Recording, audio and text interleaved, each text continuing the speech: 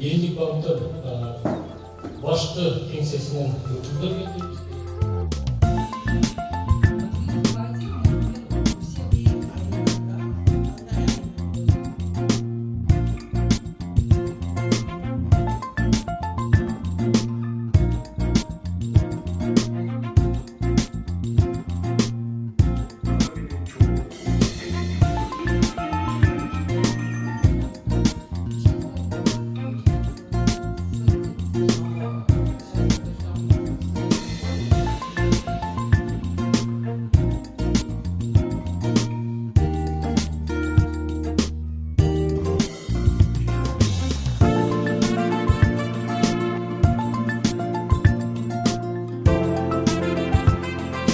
Иш-чаранын жүрүшүндө студенттердин катышуусуна карап, Жалал Абад мамлекеттик университетинин студенттеринин активдүүлүгүн байкасак болот.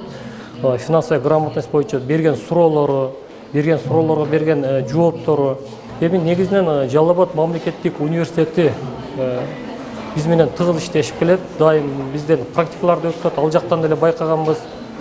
Негизинен жакшы активдүү студенттер биргелик бүгүн өткөрүлүп аткан иш-чарада дагы Элдик банктын иш-чарасына активдүү катышып, суроолорун жакшы берип атышат, жакшы кабыл алып атышат.